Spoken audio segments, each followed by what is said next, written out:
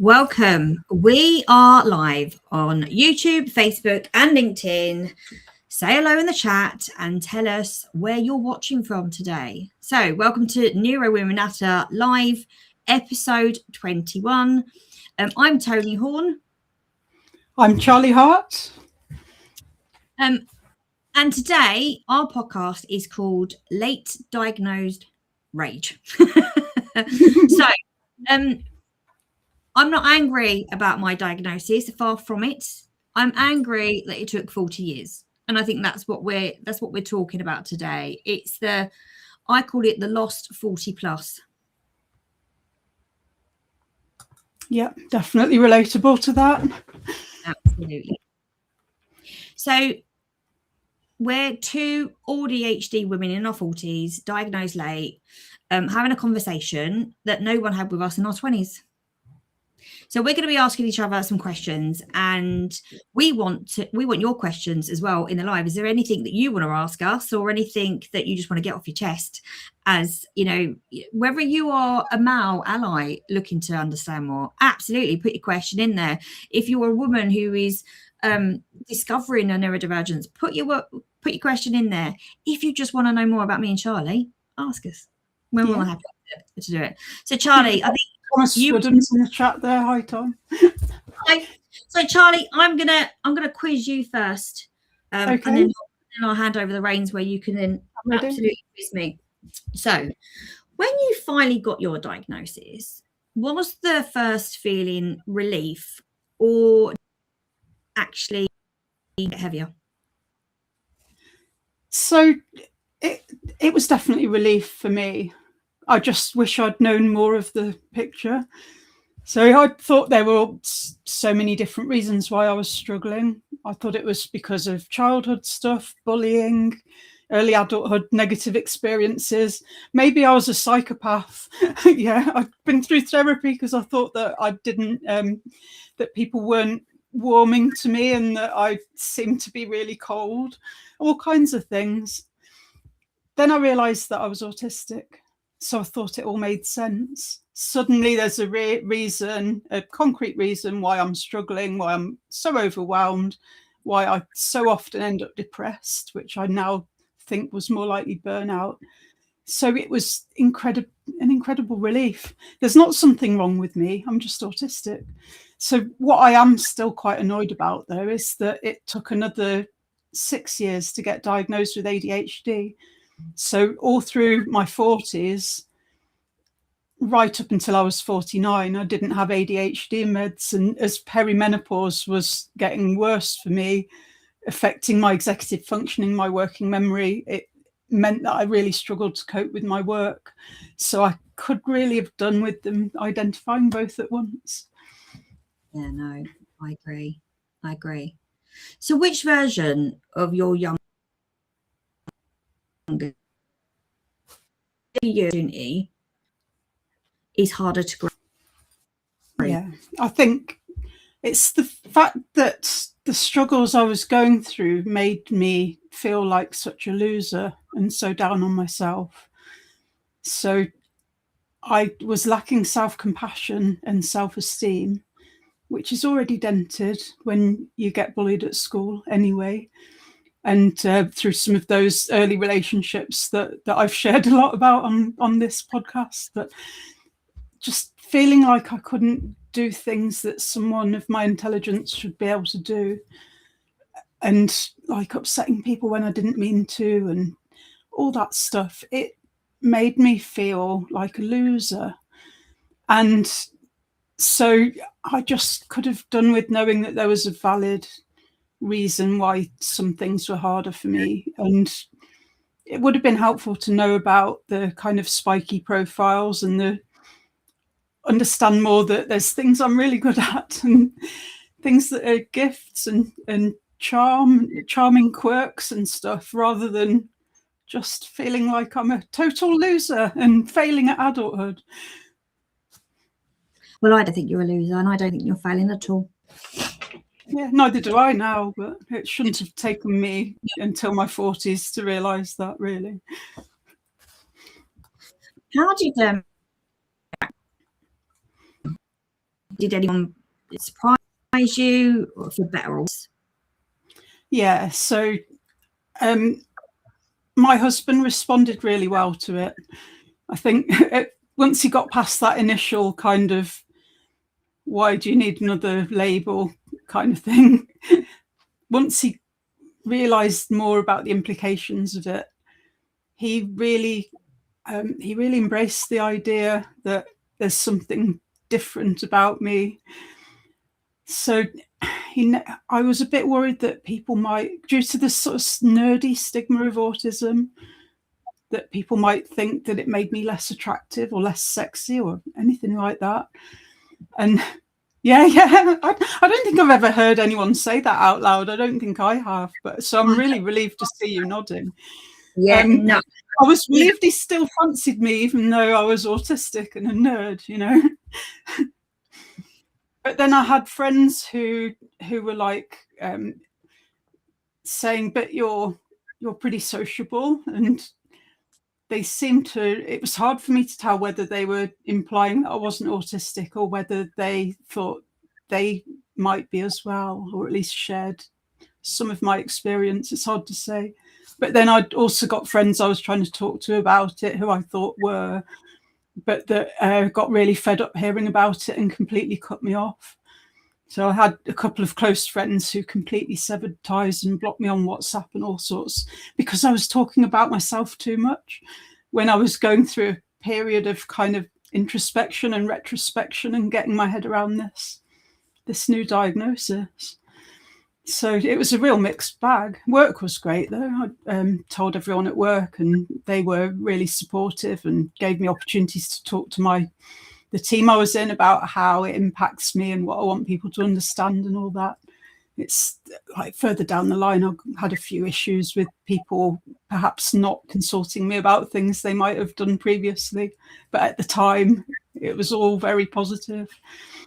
So, yeah, definitely I could have done with that sooner, because I don't think other people got it, like why I struggled with things like meeting behaviours and like influencing people. I knew I'd got no clout, but I didn't know why. I knew I struggled with banter, didn't know why. And it just would have been helpful to have that framing.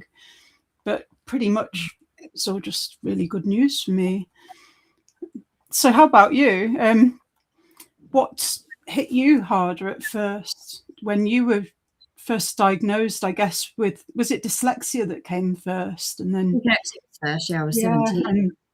So were you relieved? Did the grief hit heavy at that time? So the 17-year-old me, which I remember sitting in college when I got the diagnosis, because they brought me and my mum in to give me the diagnosis at my actual college where I was at.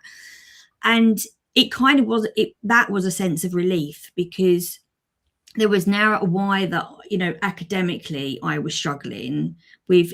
You know, it was so hard to explain that you have all these ideas and information in your head, but it was so hard to get down on paper or do an essay or report. And, you know, I was all, you know, A stars for my performance, but the paperwork would let me down. And then again, it just gave me an answer of, okay, but I still felt stupid. Yeah. My dyslexia has always still made me feel stupid. It's only one piece of the puzzle as well, isn't it? The puzzle. I was watching Tom Holland last night he was on an interview, and he openly talked about his dyslexia, about how he's not done NSL because of the cue cards. Because people presume because he's an actor and he has to read scripts that he's good at reading, and he was like, absolutely, I can read, but when you get that added pressure of having to read live or read something out loud, again, people, if you're not dyslexic, don't understand that internal pressure. And he was very open and honest about it. And again, it can prevent you from doing things that you want to do. And I grieve that. But I had a huge amount of relief of, okay, well, that explains a lot about my school years. And what about when you were diagnosed autistic? Yeah. So again, like you, most people diagnosed with ADHD first before autism, right? I was diagnosed with the autism first. And honestly, I wasn't prepared. I wasn't prepared for it. How old were you?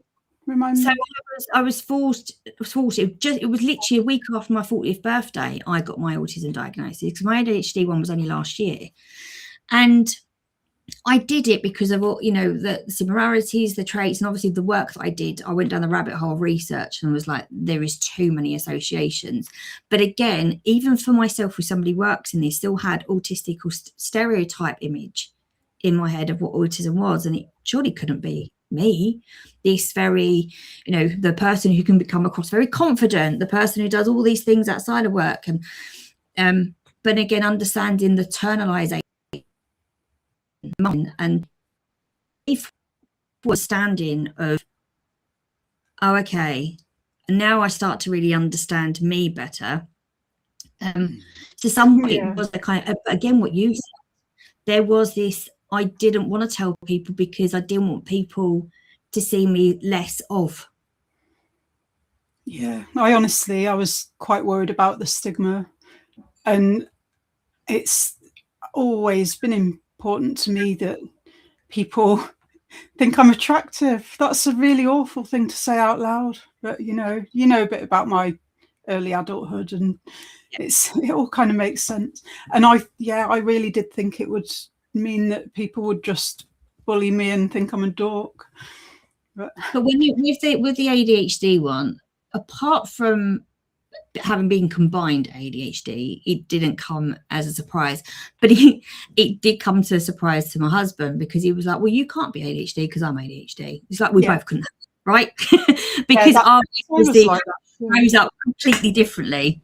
So so when I was diagnosed autistic, I thought he might be as well, but he didn't see it as being a good fit. But then I found out the drummer at the time in our band was ADHD, and I read up on that and thought, well, that describes Si quite a lot, and other people in his family. Shared that with him, and he was like, yeah. And I kind of feel like he thinks ADHD is cool and autistic isn't. I don't know. But I don't think they're two separate things. I think they all mesh together. I really do. But I think that usually ADHD is my side dish, and the main dish is autism. Autism's in the driving seat, planning and preparing everything. But then ADHD, it's there as well, but it's not my dominant neurotype, and I think he might be the other way around. But anyway, I was really pleased to get diagnosed with ADHD because I knew the medication would help me.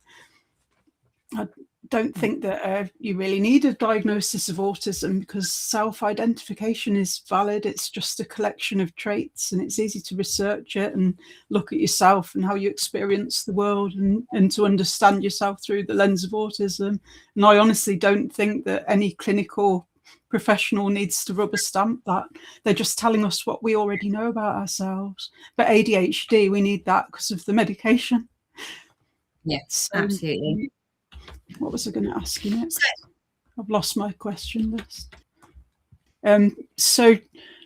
What version of yourself did you find the hardest to grieve? The version of me in my 20s in relationships. I was constantly overthinking everything. Do they actually love me? Where do I fit? Am I enough? That gut feeling that you're never quite enough. Never went away. And at the time, I had no framework of why my brain worked in that way, and why I needed so much reassurance, why everything felt so intense. Then, as you know, coming back to relationships in the past, I had that abusive relationship that I've talked about on this podcast, which I think a lot of people will understand and reshape. It reshaped me completely. I didn't learn more about myself, but the cost of what I became from that is I became switched off emotionally. I become more closed. So I think that my brain went, well, that's not good. We're going to do that ever again. And the cruel irony is that it made me harder to love, which, when confirmed everything, I'd always did about. So that cycle, that version of me, I grieve the most, because if I'd known more about myself when I was younger and going through those relationships, one, would I have even entered that relationship? Two, we lost friendships as well as other relationships because of that intensity, that overthinking, that obsessiveness. And that's the person I grieve. But what I don't grieve about that person is that I was very flamboyant, I was very loud, I was very colourful, you know, my hair had purple and pinks in. I actually miss her to an extent, but I've been so institutionalized for 5 years of working for her. I miss her, but I grieve not the younger me knowing. So, like when I was in my teens, I was doing Amdram and some music stuff, live music stuff, and then like I've done kissograms and all sorts, and always been confident. Then lost it all, and then like in my late 40s, and now I'm 50, and I've got that confidence back. So it's like, I don't think I'm about to be institutionalized, but the me that got curtailed by all of the things that make you feel like you want to shrink and disappear, she's like just come right back out and started shining again. And so I'm living my best life and I love it. But I had to have those 20 years in between, because otherwise I wouldn't have my family and I wouldn't be where I am now. So it's kind of, I wouldn't change. There are things I would change, obviously, in my life, because I have had tragedies, but I don't think I would massively change how my life has panned out in other ways. But how did your people react around you when you realised, when you told them you were autistic? It was really mixed, really mixed. My dad's still in denial, honestly. He has no concept of it, and don't, and I don't think he ever will. Even though I know that he's neurodivergent. I mean, he's openly dyslexic, but he's definitely, in my opinion, nobody else's opinion, this is my opinion of living with my dad for a certain amount of years, that he's dyspraxic. And that in itself is its own kind of grief, carrying alongside everything else. You know, if okay, he doesn't want to accept that, but we still get on with, we don't talk about it. But my mum was more okay. She didn't really know enough about ADHD and autism to fully get what it meant for me. So my mum's that kind of person. She's just like, yeah, okay. She just goes along with everything and don't ask questions unless she's interested in it. But my close friends, they were really kind, and they were accepting. And there was a moment with a few of them where you could almost see the click of, okay, that really explains Toni. And weirdly, it felt both really warm and a little bit strange at the same time, because you think, was I readable? Was everyone seeing the real me, or was I masking with them sometimes? And when I wasn't masking, they were seeing a different version and they were getting confused. So the hardest part was not people reacting badly, or that my dad. The person maybe I wanted to say, I get it, I see you, was Dave, and he did, which, he's the one person in my life all the time. And, when I talk to him, again, it's. Did he know he was ADHD at that time, or did that come later? Who, Dave? Yeah. Oh, Dave's always known. He's always known. Yeah. Yeah. Yeah. So he'd already wrapped his head around the concept of being wired differently. Oh yeah. And he supported that for you. Yeah, it made our relationship better, actually, because like I said, we can now communicate with each other about how we are. And, we've talked about this on the podcast of, he knows there's a certain day or a certain week where I just have to react in a certain way, and he goes, okay, I'm leaving. Yes. Yeah. Do check out the episode about premenstrual dysphoria disorder. Is that what it's called? Yeah. With Samantha Garston. Yeah. But me and Si had a really passionate but volatile relationship for years.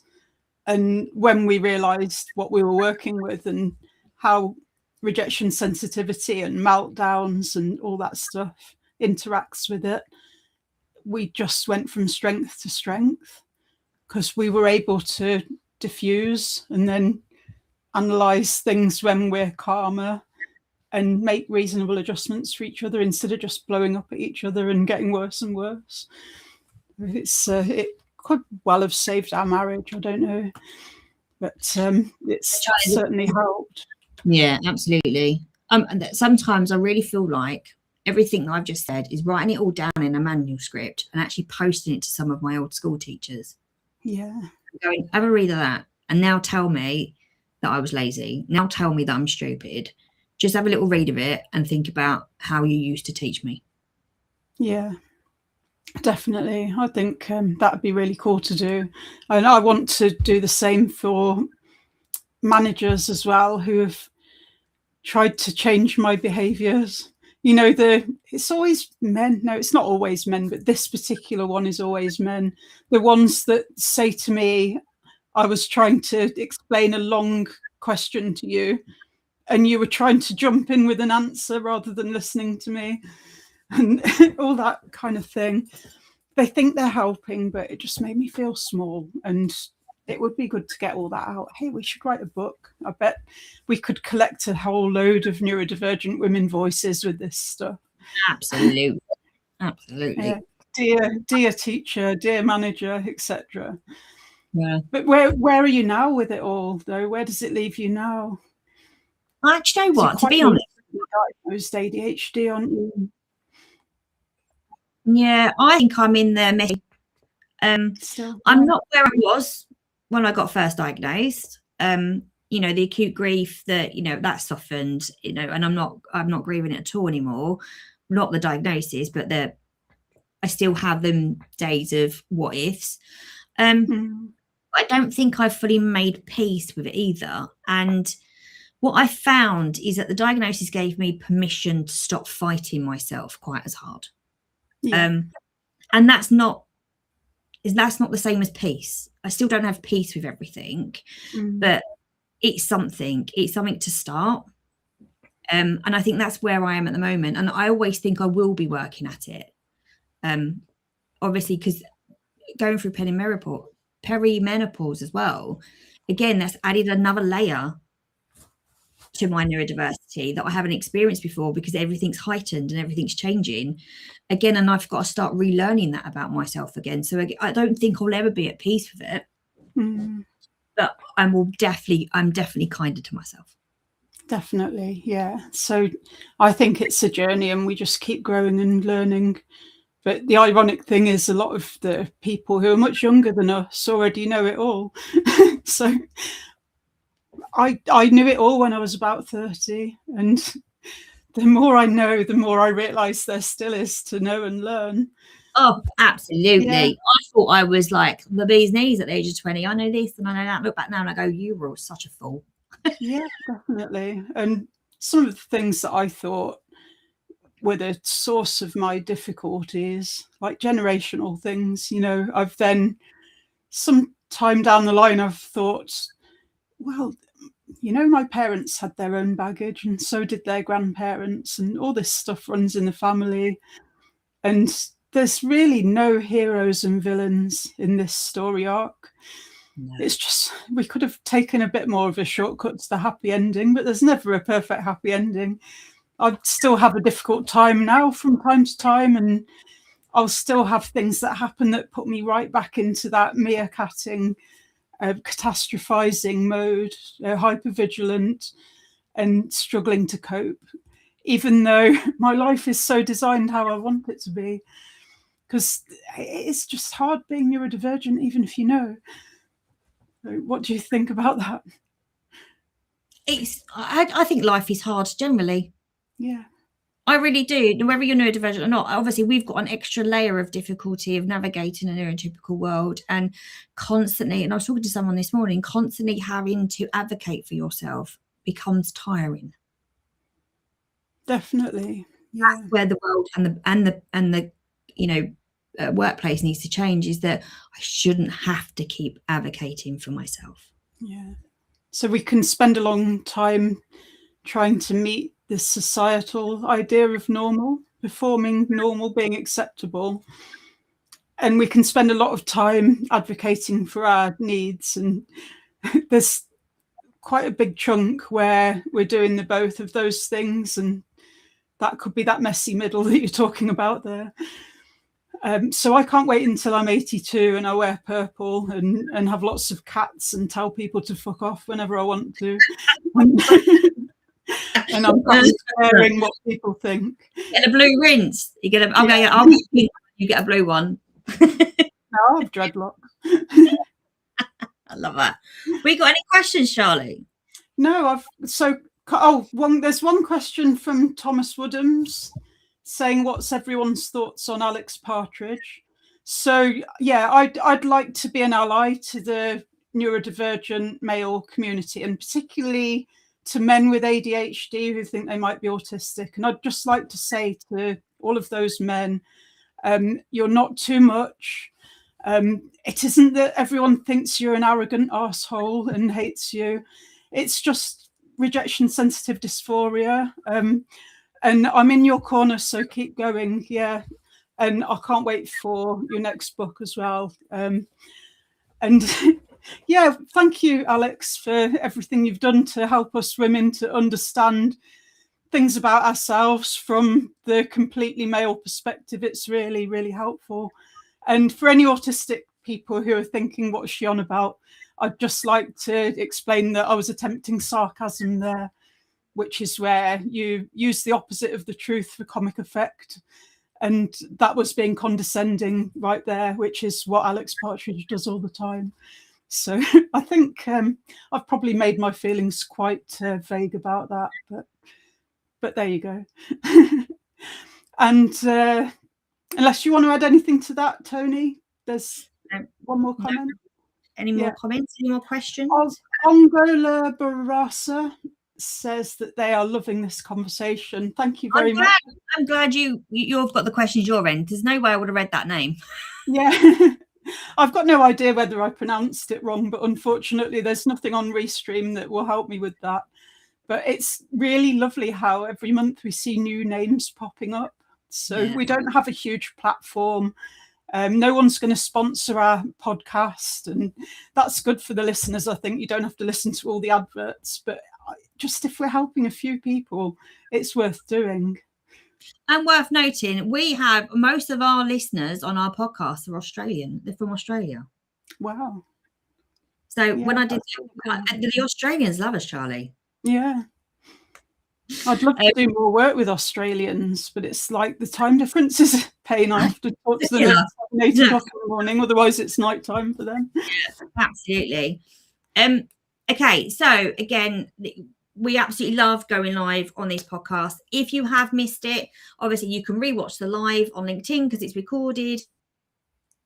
On mine and Charlie's YouTube channels, it'll be on Charlie's Facebook.